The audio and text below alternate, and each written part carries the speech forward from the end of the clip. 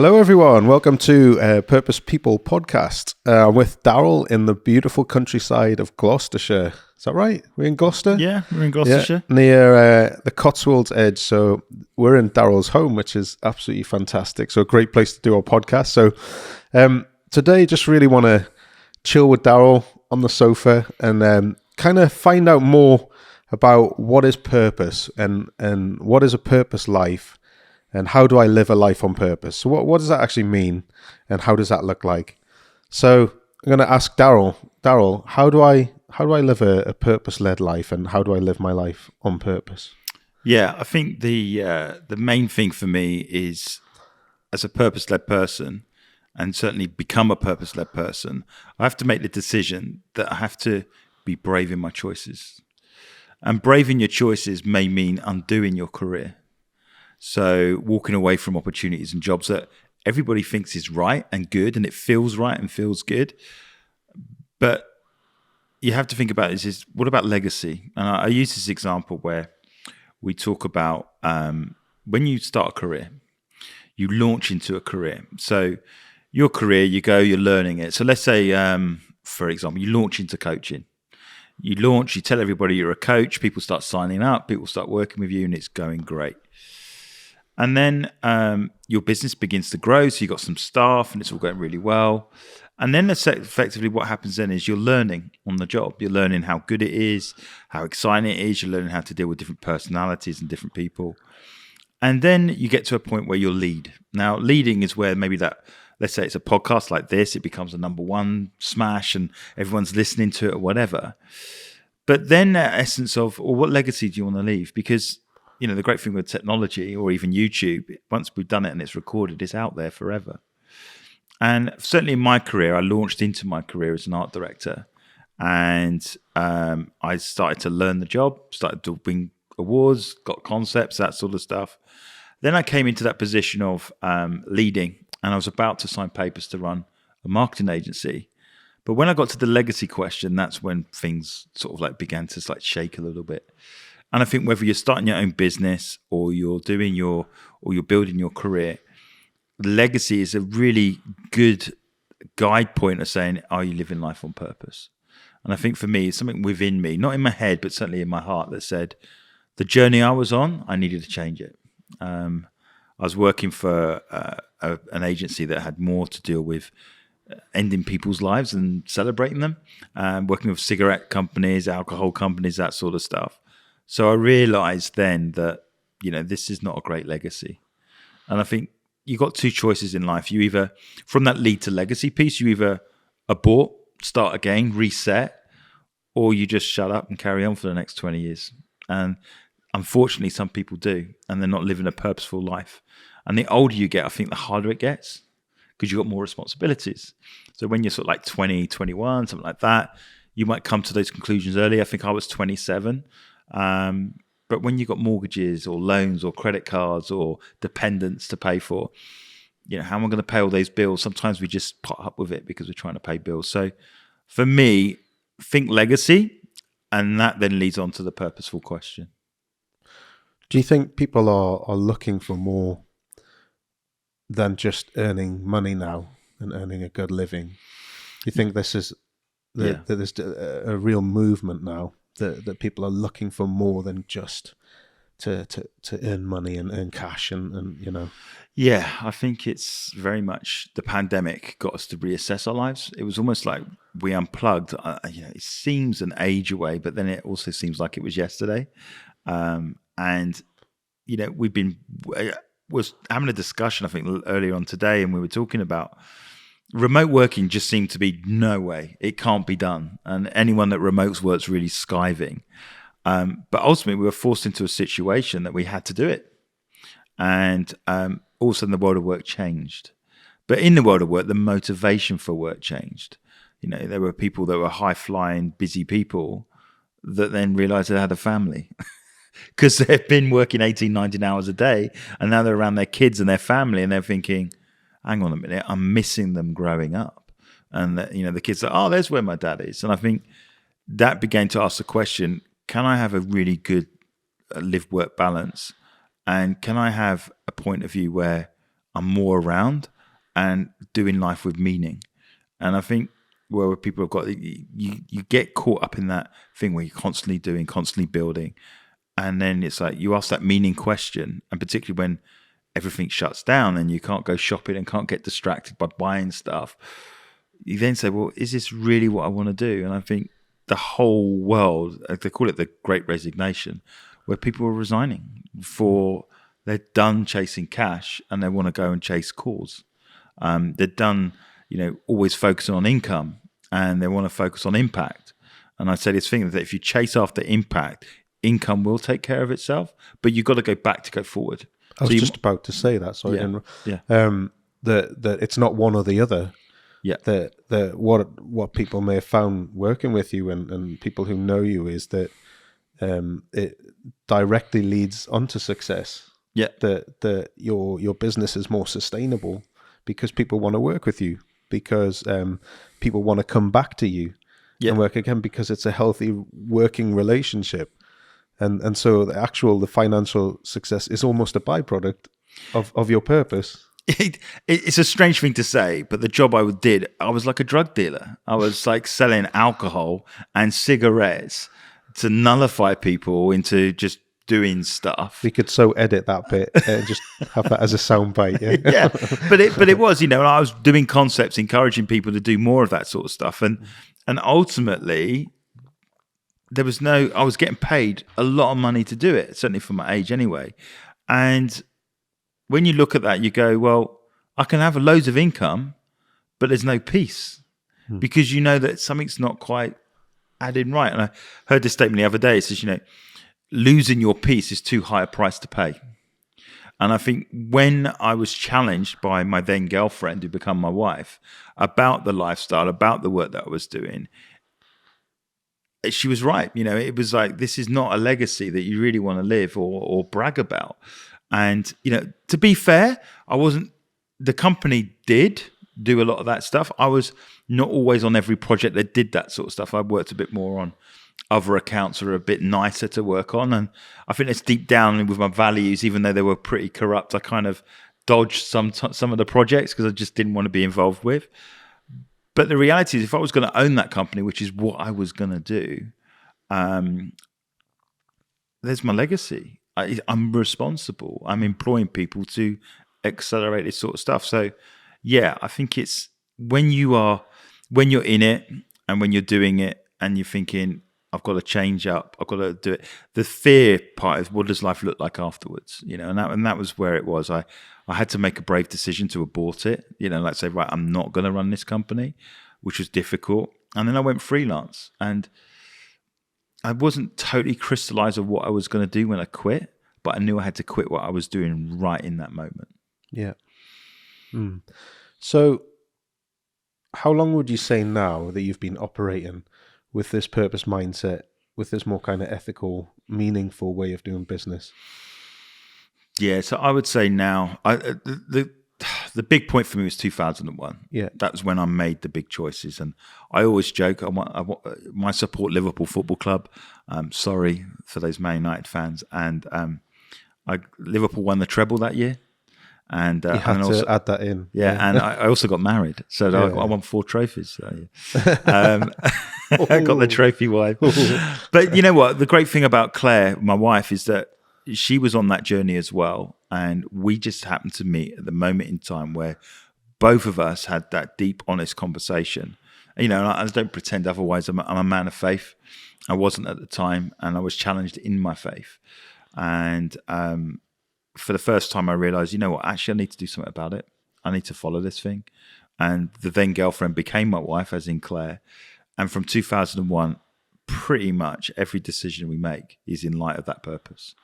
So through that 20 years, you're an entrepreneur, and you've started numerous companies. Yeah. And some of those companies are in quite cutthroat industries. Yeah. So how have you negotiated working with people who really don't have your best interests at heart, and how have you kind of managed to get around that? I think, listen, when you start a company, just like anybody, you're just grateful to get the work. there were certain lines and boundary lines that I wouldn't work with, and I think back then it was very clear I wasn't going to work with cigarette companies or alcohol companies or even Pirelli, doing calendars and stuff. It just didn't fit. But there were more people that we managed to win that were more purpose-led. And I think for me, being purpose-led for me was helping other people discover purpose, putting it at the heart of their business, and then help them build a business around it. And that's what gets me up in the morning. And we started to attract those types of clients. And the more of those types of clients we won, not saying all the clients we were working with were bad, we began to see the compare and contrast. So some of our clients were saying statements like, I'm just doing it for the money. Already there was a red flag, because there's nothing wrong in essentially making money, but we wanted to work with people who wanted to leave an impact. And sometimes when your whole focus on making money is actually you're not focused on people, you're focused on the bottom line. I was reading a thing the other day about different companies in terms of how they create their culture, and a high-performing culture whereby you have people being paid loads of money. They're all high performers, almost like alpha people, alpha males, alpha women, so to speak. And that's hard to sustain long term, and you burn through a lot of cash. But the best companies, their culture is around commitment, and commitment is around cause. And interestingly enough, the bottom line for that company is the last thing they ever do is make anyone redundant. Whereas with the alpha guys, it's like, just get rid of them or we'll get someone else in. It's the first thing that goes. And we started to see that some of our clients were more the first one rather than the commitment one. And eventually our client base began to fill up with more and more purposeful, and it was obvious that these guys didn't fit. Now, thankfully, some of our clients that didn't fit, we didn't have to go, sorry, you're horrible people, we don't want to work with you again. Their circumstances or the business world changed, which played in our favor. And, because we're about people, we help them make transitions and move them on. And, they're pursuing what they needed to pursue. But now, because we know who we are, it's very easy to see who our who is. Yeah. It's good. And you've managed to retain some clients for years. Yeah. Yeah. I mean, it sounds a bit hackneyed, but we talk about clients as partners rather than just, they're a client. I consider them as friends. I don't always see them all the time, but there's that healthy respect for we're all trying to build something special. Yeah. Whether it's sports clubs, whether it's charities and schools, whether it's launching new companies, ultimately the people behind it are good people that they would have your back, and you want to look after them. You want to do your best for them. And I think our team, I mean, obviously you're part of the team, I would say 9 times out of 10 they enjoy working with our clients. They come to work not in fear of a phone ringing or a dodgy email. And that's taken a while to get there, but generally speaking, I'm convinced that our client base as it stands is the best it's ever been. Yeah, certainly for creation anyway. So what would your advice be to somebody who maybe has an established business? Yeah. They already have an established client base, but they really want to have a more purposeful business, a more meaningful business, and work with a more ethical network. Yeah. What would your advice be to them to start? How do they start to go into that? Well, I think most people that start businesses, they've seen a niche or seen an area that they can do better than somebody else. And they then get up and run and they start the business, and they're pretty much on track. They're building what they want. And then situations and circumstances creep in. Hey, the pandemic, for example. And you come to a point where you make decisions based on circumstance rather than based on conviction of heart. So the first thing I say to someone is, what's in your heart? What is it? Why did you start this company in the first place? And what you often find is people have drifted from their original cause that they had because of situations and circumstances. So they're working with people, and they may have fallen into it that they look at the bottom line, they look at the cash flow that month, and they take a job on because it's cash and forget actually it's not cause. So I would say go back to you as an individual, CEO, business owner, leader. Go back to you and say, why are you doing this thing? take a step back, start thinking about your past. I always use this example. It's like, what is it that you did when you were younger where you forgot to eat? So for me, it was playing with Lego, and it was telling stories with Lego. So I recognize I love telling stories, but the best story to tell is to help someone else tell their story. And I realize where the mistake a lot of business owners are is they see themselves as the hero, when in fact your client should be the hero. You should be like the Mr. Miyagi or the Obi-Wan Kenobi, and then facilitate that. And that's what excites me. So when I go back there and say, if I'm the Mr. Miyagi, Obi-Wan Kenobi for that person in that business, how can I best serve them rather than keep selling? And there's the shift. I'm now serving, not selling.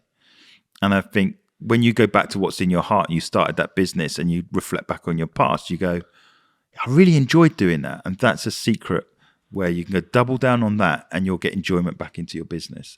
So for me, at the core was when I was getting, say, overwhelmed or there was too much going on or getting caught up in deadlines, I wasn't doing enough storytelling.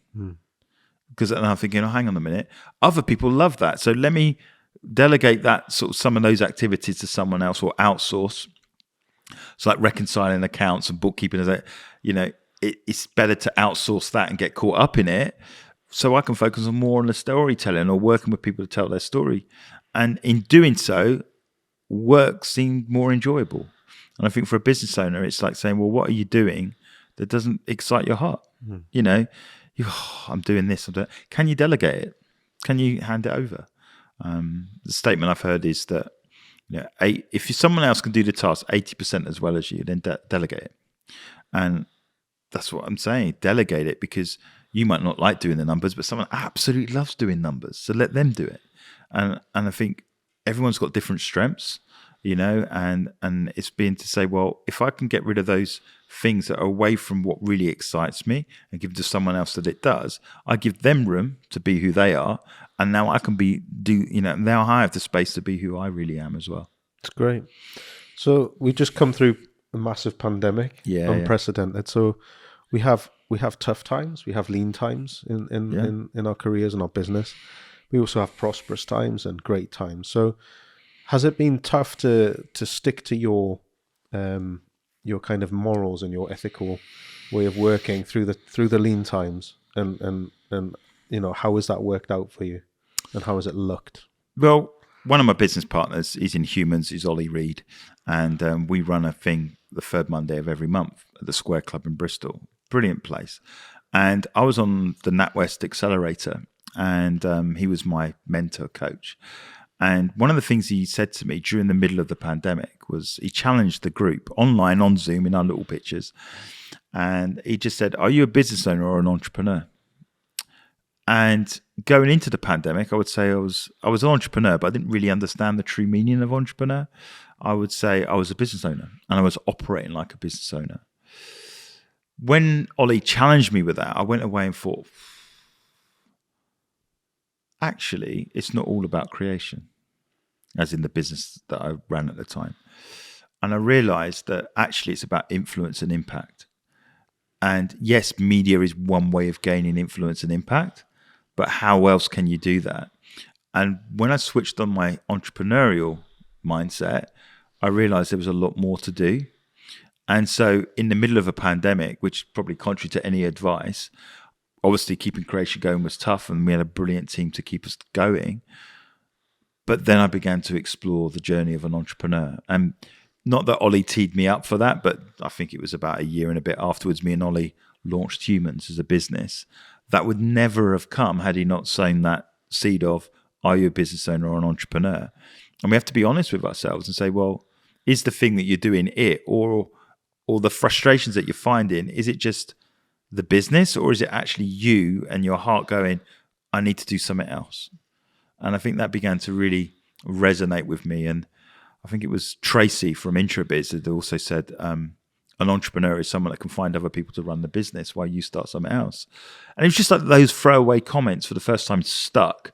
And so it gave me focus that I was now not going to put all my chips in on creation, but creation was part of a much bigger picture. and then began to build businesses. And, crisis sometimes resurrects itself in the midst of the pandemic. And Andrews, who we run digital with, he was our top dev, got headhunted. And after a long conversation, we started a business together, So again, if I didn't have that, I'm an entrepreneur or business owner, it'd probably been a partner of ways. But because I had that entrepreneurial thing in my head, it was like, I don't need to fear this. We can embrace this and become more influential. So I've gone from media to software to to self-development and personal development and culture to networking. Those businesses are coming out of me making that shift in the pandemic to become an entrepreneur and a business owner. So although it was tough, I had a focus that there was more to build, and that gave me, hope that I wasn't wringing the neck of one business to try and make as much money as possible to survive. It was that's got its natural pace, natural journey. There's some great people in there. Allow it to do that, but let's start building other entities. And I think that become my anchor in the pandemic, that I've now had a focus rather than, being completely absorbed with everything creation. I had other outlets to grow influence and impact. I love that positive spin on crisis. Yeah. It's almost like you missed the plug for an amazing book written about a crisis, The Crisis Catalyst. Yes, yeah. So behind me is a book. Shameless. And again, see, it's always about having great people around you. And I could list off a whole load of great people, but another great person I know is a woman called Carmelita. And her and her husband are great. They're entrepreneurs. They, turn their world up with property and helping people to be champions. But she challenged me on a Clubhouse. I don't know, people don't know what Clubhouse is, but it was an audio app that came out over the pandemic. And it was like you could, basically all these voices from all over the world talking to people. We won clients through it. And it was really big during lockdown. I mean, people still use it and whatever, but I think its adoption came through lockdown. And I was in the room with Carmelita. We'd met and I'd spoken at a few of her things. Like online summits and stuff. But she challenged me to write a book. I was like, as if I'm not busy enough, now you want me to write a book. And her favorite statement is, do it now. So we're on this call and there were probably about, 25 people on the Clubhouse room. And she goes, right, that's it. We're going to come up with 10 chapters. And we literally come up with the 10 chapters for the book in that Clubhouse session. And then, fair play to Carmelita is that after the call, we touched base and she gave me the formula to write the book. And when I wrote the book, I then started to go through all the challenges that I had and how I'd come out the other side. And, another thing, when you're going through a tough time, think of the tough times you had before and actually then go, hang on a second, I come through it, I'm still alive today. And just by doing that, just by writing, I began to see that I learned so many lessons through crisis more than when everything was cool. And that led me to come up with the title, The Crisis Catalyst, that crisis shouldn't be something that we fear. It's a sign of change, but we get scared because we don't know what's on the other side of the crisis. But if you approach it with saying, okay, things are changing, or what they're going to look like, but things can work out really well, then let's go through it. And even today, we're in a home today because we're in a crisis. 10, 12 weeks ago, the place that we were going to buy, things changed and it spun us into crisis. But now today, we're in a place where we can film podcasts and we're on a quieter road and we're in the middle of the country and we've definitely come out better. But at the time, it's a crisis. Yeah. But actually, the change on the other side can look so much better. Yeah, well, that's great. So how do the next 10, 20 years look for you? What would be a success, say, in 20 years' time? Well, I've given myself a bit of a target that over the next 10 years, I'm going to build 12 businesses. Now, we're already at 4, and then I've got to build the other 8. Just do my maths there, getting it right. And we've mapped those out. The idea is that we're going to have 12 companies. And those 12 companies are all going to be about helping people live purpose. And, I've managed to succeed and flourish because I've had the right people around me, but not everybody's that fortunate or knows where to get those people. I think I quite naturally like to network. I wouldn't say I was completely extroverted, but I'm probably more extrovert than introvert.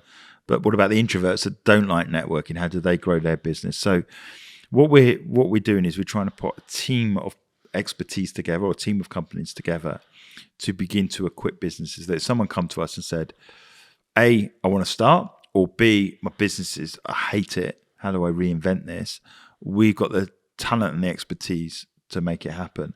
So we would consult them and then point them in the direction of the various different businesses. So for me, I want to build an ecosystem where there'd be no excuse not to fail because they've got the right people around you. You know, people need people, and if you've got the right people, then you can build something special. So that's my focus over the next 10 years. So creation was obviously number one, digital number two, number three is humans, and then obviously we've taken on a franchise of Intrabiz Bristol that's launching at the end of October. So, you know, there's good things there. You got a networking company. So where do you get your leads from? Go there.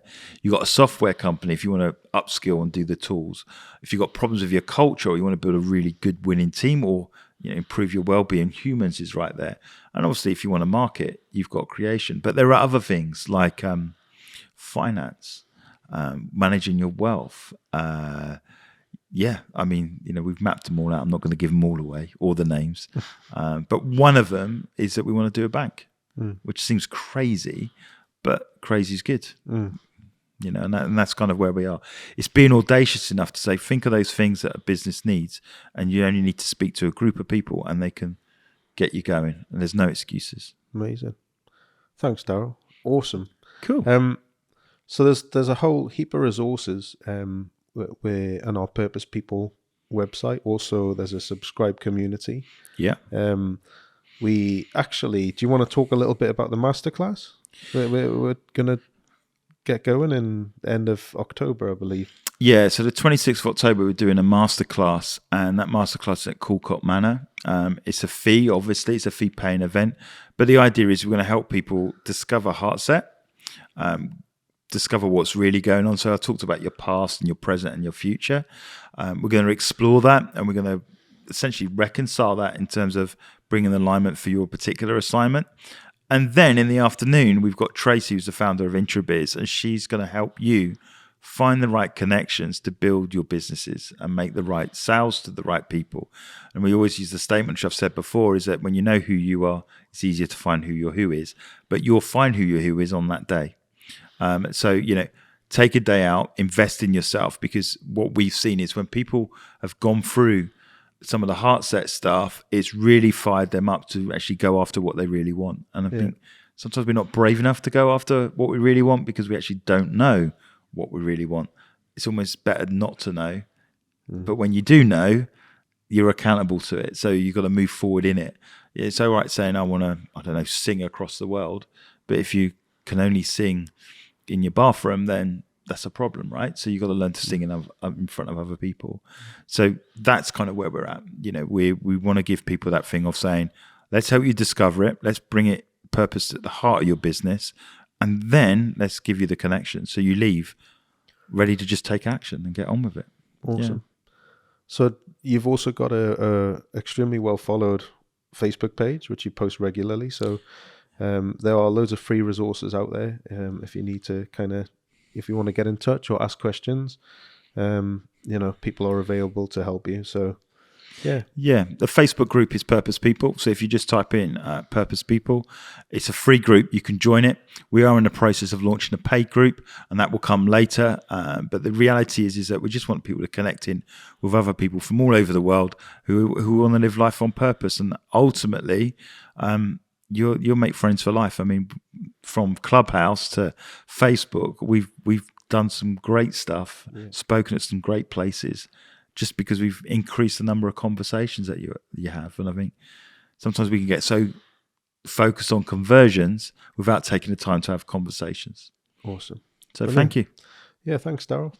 Really, really good day. So hope you got something from today, guys, and some of this stuff's resonated with you. And we'll see you soon. Thanks, everybody.